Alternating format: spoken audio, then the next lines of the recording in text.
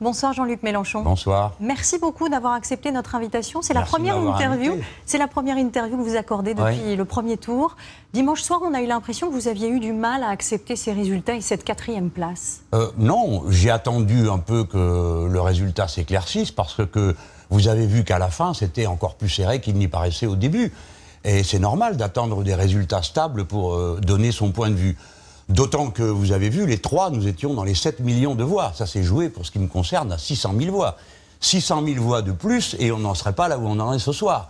On aurait une confrontation entre M. Macron et moi. Par conséquent, j'ai eu raison de prendre mon temps pour m'exprimer. Et ensuite, je me suis exprimé peut-être sans sentir la force qui avait été rassemblée. 7 millions de voix, mais surtout en tête, dans des dizaines de communes et les plus grandes villes du pays. Ce qui me donne dorénavant une responsabilité singulière. Je ne peux pas être le même homme qu'avant. Je suis le porteur de cette force et je sais que le résultat, ni la semaine dernière, ni cette semaine, ne procurera au pays aucune stabilité. C'est-à-dire que les deux finalistes regroupent à peine 45% des suffrages exprimés et une masse considérable de Français s'est encore abstenue, je vous le rappelle. 10 millions la dernière fois. Donc le vrai jugement politique, celui qui va confirmer l'orientation du pays, c'est les élections législatives. C'est la raison pour laquelle je vais mener moi-même la manœuvre et conduire la force qui s'est rassemblée autour de moi pour qu'elle devienne une majorité parlementaire. Voilà. Avant les législatives, il y a tout de même un second tour. Bien sûr. Il va falloir choisir.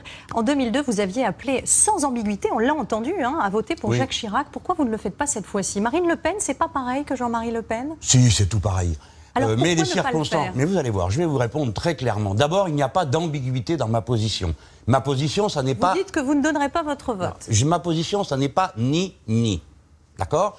Je ne voterai pas Front National, je combats le Front National et je dis à tous ceux qui m'écoutent, ne faites pas la terrible erreur de mettre un bulletin de vote pour le Front National, car vous pousseriez le pays à un embrasement général dont personne ne voit le bout, parce qu'il nous mettrait du jour au lendemain dans une espèce de guerre où chacun irait chercher dans les berceaux qui est français et qui ne l'est pas, quelle est la religion de l'un, de l'autre, etc. Donc, surtout ne pas faire ça. Mais depuis 2002, il s'est produit quelque chose. C'est qu'en 2002, on pensait que c'était un accident. Mais voilà que c'est toutes les élections maintenant que nous vivons sous la menace d'un deuxième tour avec les Le Pen, et on nous fait peur, et à tous les deuxièmes tours, on nous tord les bras. Eh bien, je vais vous dire, tout le monde a oublié que pour les élections régionales, j'ai agi de même. Je n'ai pas appelé au Front républicain. Le Front républicain, ça consiste à donner des brevets de pompiers à des pyromanes.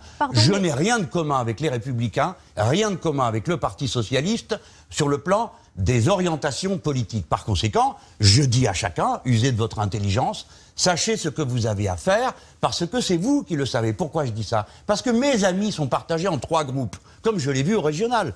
Ceux qui se préparent à voter Macron, je respecte leur trajectoire. Ceux qui veulent s'abstenir, je les respecte. Ceux qui veulent voter blanc. Et moi, mon devoir est de leur dire, quoi que vous ayez décidé dans votre conscience, vous avez un point d'appui. Ce point d'appui, c'est moi. C'est la France insoumise et je suis prêt à gouverner ce pays si nous conquérons la majorité.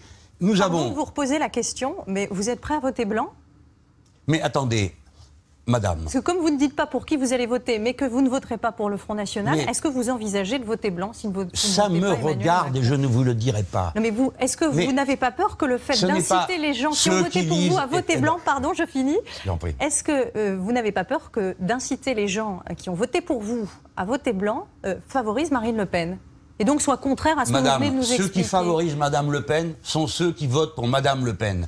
Et j'étais assez clair. J'ai dit, il ne faut pas voter pour Madame Le Pen. Donc il ne faut pas je voter ne ferai rien de plus, car ce serait diviser les forces qui sont autour de moi. Et je vais dire à M. Macron qu'il a eu tort de mépriser la consultation que j'ai organisée parmi ceux qui avaient présenté ma candidature. Car à peine était-elle lancée qu'au lieu d'essayer de les convaincre, il a essayé de les contraindre sous la menace, d'abord en m'insultant, ça aide pas trop pour gagner mes électeurs, et deuxièmement en les faisant tous passer pour je ne sais quelle bande d'inconscients. Eh bien, moi, mon devoir, c'est de convaincre mes amis de faire selon leur conscience, car je vais vous dire une chose, je suis certain que sur ces 7 millions de voix, c'est de manière très résiduelle que des gens imaginent de voter Front National. Et je leur dis, vous faites une erreur. Et tous les autres vont se répartir en 3 catégories, et je respecte leurs décisions et leur intelligence. Je suis leur porte-parole.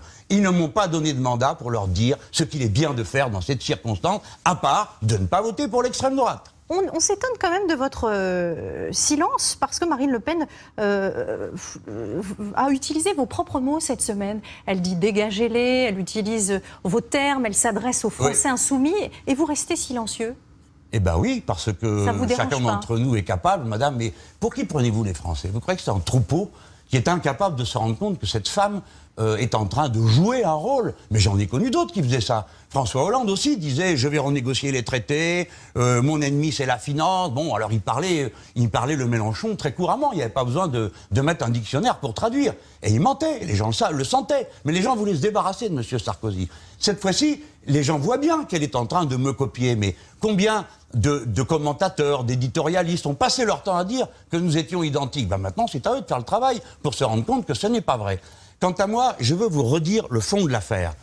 Je sais que tout va se jouer aux élections législatives. Je dis donc aux gens, à mon avis, la France va se débarrasser de Mme Le Pen à cette élection présidentielle. Et nous, dans un mois, nous allons tous ensemble nous débarrasser de la politique de M. Macron, car ça serait une terrible erreur à lui aussi de lui abandonner la conduite du pays, parce que cet homme n'est pas en état de faire autre chose que de diviser socialement très profondément le pays. Mais à chaque jour suffit sa peine. Prenons la tâche dans l'ordre dans laquelle elle doit être prise. Quant aux gens qui me soutiennent, je leur dis restez groupés. Pardon ? Vous allez vous présenter aux législatives ? On y réfléchit. Vous avez raison de me poser la question. D'abord, dois-je être candidat ou pas? Est-ce que c'est la bonne façon de mener la bataille, c'est d'y aller soi-même ou d'être en retrait comme un général sur sa colline? Et si j'y vais, eh bien j'attends que des signes me viennent un peu des endroits où je pourrais aller, soit à Marseille, soit à Toulouse. Vous savez, à Marseille, nous avons la France Insoumise et ma candidature est passée en tête quand même, c'est un beau symbole. On disait que cette ville s'était abandonnée à l'extrême droite, et bien ce n'est pas vrai. Alors soit le message viendrait de Marseille ou de Toulouse, qui sait de Lille. Il y a plusieurs villes dans lesquelles je pourrais être candidat. Tout ça est en discussion, mais ce qui est sûr, c'est qu'il faut bien qu'on m'entende. La partie n'est pas finie. Aux élections législatives, la France Insoumise et ses alliés sont candidates au pouvoir, à gouverner le pays. Car il ne suffit pas d'être élu président de la République, il faut encore avoir une majorité parlementaire. On l'a dit, vous avez rassemblé ou recueilli une voix sur 5 dimanche dernier. Est-ce que vous voyez un autre destin que simple député éventuellement? Est-ce que vous vous voyez prendre la tête d'une opposition quelconque ou à la tête d'une nouvelle gauche Par la force des choses, mon rôle a changé. C'est à moi, compte tenu de la force qui m'a été donnée, d'appeler, de rassembler, bon, sans non plus me laisser récupérer par tous les aventuriers qui seraient contents, l'un de me prendre ma veste, l'autre ma cravate, le troisième mon drapeau. De faire une offre de rassemblement, je l'ai fait. C'est le programme L'Avenir en commun. Je sais que vous allez me trouver encore bien audacieux, mais je reste persuadé que compte tenu de la faiblesse des deux candidats et de l'incapacité dont ils sont en train de faire la démonstration d'être un point de rassemblement des Français, eh bien, aux élections législatives, je peux l'emporter. Alors oui, je me vois comme le chef de cette nouvelle coalition majoritaire dans le pays. Premier ministre, dans le cadre d'une cohabitation avec Emmanuel Macron, si c'est lui qui l'emporte ? Il faudra bien qu'il s'y fasse. Vous vous voyez dans ce rôle, écoutez, en tout cas. Je veux quand même lui donner un conseil là, avant de vous quitter, parce qu'il faut bien aussi que je rende un petit service dans cette campagne. Au lieu de m'insulter, au lieu de tordre le bras de mes amis et de les maltraiter, pourquoi, par exemple, ne ferait-il pas un geste? Enfin, il pourrait regarder, Mme Le Pen, elle essaye au moins de parler aux insoumis. Bon, mais lui, il pourrait faire un geste, il pourrait leur dire, écoutez, je vous ai compris, comme il a l'habitude de le dire, je retire mon idée de réforme du Code du travail. J'oublie ça, je le mets de côté pour que vous puissiez faire un mouvement vers moi. Monsieur Macron, il faut faire quelque chose. Vous ne pouvez pas vous contenter de venir et de dire « je veux un vote d'adhésion ». Et puis quoi encore? Non, nous n'adhérons pas à vos thèses. Il prend des risques en se comportant comme il le fait. Eh bien, nous avons compris que vous avez envoyé un message à Emmanuel Macron ce soir. Merci beaucoup d'avoir accepté notre invitation.